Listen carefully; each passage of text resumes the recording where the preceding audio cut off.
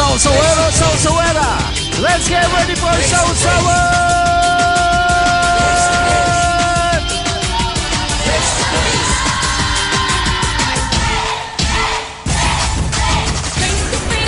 Harapan na naman tayo mga kapatid. Tutok na! Buong bayan, mag-face to face na! Sa pula, sa puti! Nako, sana nga'y magbate. Wala nang awayan. Pwede namang mag-usap na lamang. Sadyang makulay ang mukha ng buhay. Tayo'y magharapan at pag-usapan.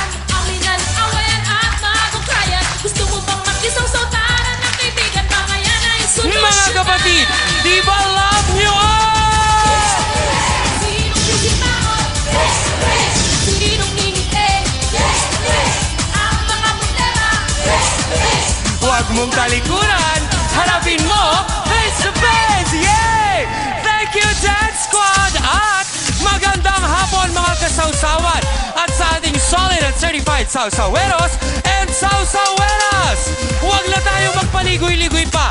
Tawagin na natin ang ating pambansang Kapitana, Chang Amy Perez! Hello, hello sa ating mga Salsawero at Salsawera. Salamat sa iyo, Hans. Happy afternoon po sa lahat ng ating mga kasawsawan at mga kapatid. Ano man po ang inyong mga pinagkakaabalahan ngayon ay baka pwede po munang magpahinga muna para tumutok sa amin. Rest din daw pag may time, ika nga. Dahil sigurado namang may aral tayong mapupulot sa ating pag-uusapan ngayong hapong ito. Kaya naman, kasama pa rin natin, always ready, ang ating duo maskulados na sina B1 at B2. At makukompleto pa naman tayo kung wala ang laging handa na tumulong sa ating mga bisita na sina Attorney Ben Acosta, Dr. Camille Garcia, Father Sunny Merida. Sila po ang pinakamamahal nating trio tagapayo. Kaya naman mga kasawsawan, narito po ang ating issue ngayong hapon. Mag-asawa pinapalayas ang isang pamilyang nakikitira sa kanila.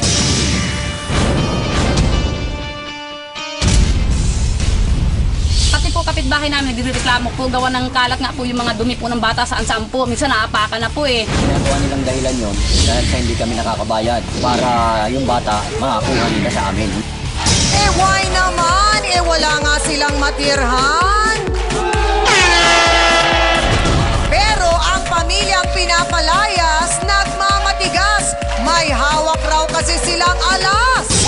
Hindi namin ibibigay yung bata, continuan nila. Kasi pag binigay namin po yung bata sa kanila, wala po yung bata, magiging madungis na naman po. Sumasama nga po ang loob ko eh. Dahil nga po sa ginawa niyang yan. Alas, teka, ano ba yan? Mabuti pa alamin na natin ang buong kwento sa gitna ng gusot na ito. Kaya Luzon, Visayas at Mindanao, buong Pilipinas at sa lahat ng mga kapatid natin sa buong mundo. Ano pa ang inaantay nyo? Let's make it a come on. Face to face na! Salamat, B1. Matagal na raw nilang pinapalayas ang kamag-anak ng kanyang asawa sa bahay na pagmamay-ari nila. Pero kahit ano raw ang kanilang gawin, ang pinapalayas ay nagmamatigas pa rin. Ano nga bang nangyari? Narito po si Jacqueline Manalo. Pasok! Face to face! Face to face! Hi, Jacqueline. Magandang hapon sa'yo. Sino yung pinapalayas? Si Dilmar po, ma'am. Si Delmar. Pinsan po- Kaano-ano mo si Delmar? Pinsan po ng asawa ko, ma'am. Nagmamatigas po, pinapalayas po namin sa Pinsan ng bahay. asawa mo. Opo. Bakit mo sila kailangan palayasin? Ganito kasi po, ma'am. Una po, dating nila po, galing probinsya po, ma'am. Pinatira po namin sila sa bahay. Bakit nyo pinatira doon? Naawa po kami sa kanila dahil sabi Okay. din po nila, mangupahan daw po muna sila. Una. Pero po hindi po namin inaasahan mag-asawa kasi wala naman po sila hanap buhay, namumulot lang po ng basura eh. Oo. So, kumbaga parang tulong nyo na lang yun. Tulong na lang po. Na kinupkup nyo sila. Opo, kinupkup po namin. Ang problema po, ma'am, abuso po sila eh. Sandali lang, Ate Jackie. Nung tumira si Delmar, sino ang kasama niya? Asawa niya po, ma'am, tsaka mga anak niya. Ilan ang mga anak na yon? Bali, 5 na lang po napunta sa amin. Sa 5? bahay po, opo. So, lumalabas Pito sila lahat-lahat? Pito po sila lahat po. Ikaw, meron kang, syempre, yung asawa mo, Opo. may anak ba kayo? Mayroon po kami anak, Ilan? ma'am. 5 po. So, nung dumating si Delmar doon, kasama yung kanyang asawa at yung 5 anak, paano yung naging usapan ninyo? Usapan po kasi, ma'am, ganito. Sabi niya, pinsan, mangungupahan kami sa inyo.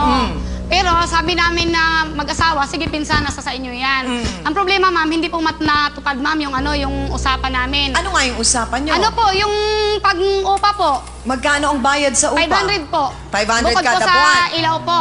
Okay. Pero po, ang ginawa po nila, kahit Yung po ilaw, tubig, sagot din nila dapat. Hindi, yung tubig po, sa kanila na po yun. Okay. May niigibang po kami. Pagkatapos po, ang problema po, okay na po sa amin na wala po silang upa eh. Maiingay po pagkatapos yung anak niya po. Paano parang nagkalat po maingay? ng ano. Kumakanta, Nag-aaway po sila mag-asawa po, nagsisilusan po. nag-aaway yung mag-asawa. Nagsisilusan po na wala naman Okay. dapat po ikasilos. This Gawa oras ng gabi Opo, kung mag-away? nagsisilusan, pareho, madidugyot naman po. Naistorbo kayo? Opo, kasi Okay. may nag-aaral po ako ng mga estudyante po, gumigising din po ako ng madaling araw. So bakit hindi mo Nagigising na po lang ako. sila pinakiusapan ng maayos? Hindi, Jacqueline? pinakiusapan ko po sila na pinsan, kung mayroon kayo mahanapan na bahay, maghanap na lang kayo dahil hindi lang kami nagreklamo, pati mga kapitbahay. Nagkakalat po yung mga anak niya, ma'am, ng mga dumi, ma'am, kung saan-saan, dyan sa daanan. Bakit nasaan yung asawa ni Delmar? Bakit may hindi ano po, ma'am, asikasuhin? parang may ano po, ma'am, may diferensya po yung pag-iisip, ma'am, dahil sa lipas Bakit gutom, nagkaroon? Lipas gutom po, ma'am. So ano po, ma'am? hindi rin sila nakakakain Hindi ng po, tama? kasi po namumulot lang po yung pinsan ng asawa ko ng mga basura po, ma'am, Oo. pagkatapos. Yung asawa po niya So sa bahay bakit lang hindi po. mo na lang din tulungan, bigyan ng konting pangkain? Hindi, ma'am. Binibigyan na nga po namin, ma'am. Ang problema, abuso po sila. Gusto namin mangyari, ma'am. Linisin lang niya yung mga bata. Pagkatapos pati yung bahay. So Hindi, pati ma'am, yung eh. mga bata napapabayaan. Andudugyot po, ma'am. Nandun Yun ang po sa reklamo kanal. nyo, na Opo. madumi sila doon. Opo. Yung dumi ng mga bata Nagkakalat po, ma'am. Okay. Pagkatapos po, ma'am, bukod po, ma'am, yung anak niya po, ma'am, pinapabayaan po dyan sa may sapa po, ma'am. Paano ko mahulog po, ma'am? Ano bang pangalan ng asawa ni Delmar? Ano po, si Lorna. Si Lorna. Lorna po. Okay. Bakit hindi mo siya kinausap, babae sa babae, na Lorna, ano ba ang problema? Pwede ba kitang tulungan? Hindi po, ma'am, kinakausap ko po siya. Ang problema po, ma'am, Parang- kinabukasan po, ma'am, wala na naman yun. Oo. Parang Nakakalimutan lutang naman yung niya. isip Opo, niya? kahit po Okay. yung mga damit po nila, hindi po nila laban, tinatapon po. Okay. Tinatapon na lang po sa Makailang sapa. beses mo na silang sinabihan, Jacqueline, hindi na lang gusto po. mo silang umalis na? Hindi lang po, ma'am, isang beses, ma'am, palagi na po sinasabihan namin Anong na, dahilan? "Pinsan." Bakit ayaw daw nila umalis? Hindi po, kasi po may pinanghahawakan po sila eh. Ano Ay, pinanghahawakan po kami. Yung Anong alas po nila eh. pinanghahawakan? Mayroon po, ma'am, yung tungkol po, ma'am, sa bata po, ma'am eh. Anong bata? Yung pinaampun po niya sa amin. Pinaampon sa inyo. Opo. Sino yung batang yon? Ano po, kasi yung bata po, ma'am, na ano po, na hospital po. Okay. Pero may anak ka Dehydrate naman, po. di ba? Mayroon po. Oo. Dehydrate po yung bata po, Oo. ma'am. Dinala po namin sa hospital po, ma'am. Pagkatapos po, ma'am, sabi ng yung sa hospital po, ma'am, ibigay na lang daw yung mga anak ni Delmar sa DSWD kasi hindi Okay. naman po niya kayang pangalagaan. Okay. Kasi po, ganun po, sunod-sunod po yung anak niya. Parang hagdan. Oo, parang hagdan po. Wala na po Oo. makain. Di kami naman po na, ma'am, nagmamalasakit. Yung anak ko po, malaki na rin po yung bunso ko. Siyang Okay. nataon na. So ang tanong ko, Jacqueline, so kung Makita ang mga sa bata Delmar yan hindi naaasikaso, hindi naaalagaan, edi siguradong hindi rin sila nakakapag-aral. Hindi po, ma'am, nag-aaral yung mga anak niya po, Ilang ma'am. taon ba yung mga bata? Ano po, ma'am? Ano yung sunundan po, ma'am, ng bunso, ma'am, mga 1 taon, 2 buwan. Pagkatapos, si po, ma'am, dumididi pa rin po. Okay. Pagkatapos po, yun yung po kasama niya sa pangangalakal, pinapatulog po niya doon sa Ilang taon yung...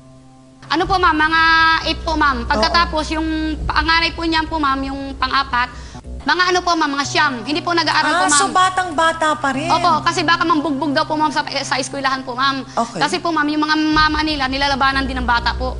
Minumura pa nga po eh.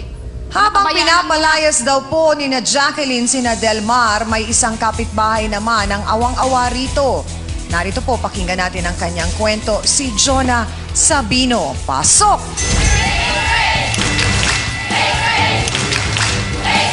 Ay, sinungaling po, ma'am, yan! Sandali lang, Jacqueline. Jonah, bakit mo naman nasabi na parang hindi makatao itong ginagawa ni Jacqueline? Kasi nung may time po na galing po ako sa eskwelahan, nag-meeting na po sila sa school na yung bata nga daw kawawang-kawawa. Tapos nung nagtanong ako na saan yung bata, ang sabi na sa kwarto daw ng mga magulang. Sabi ko kunin natin, sabi ko titingnan ko kung ano talagang nangyari. Eh ngayon nakita ko yung bata na nanghihina na, ako po nagdesisyon na dadalhin namin sa sinter.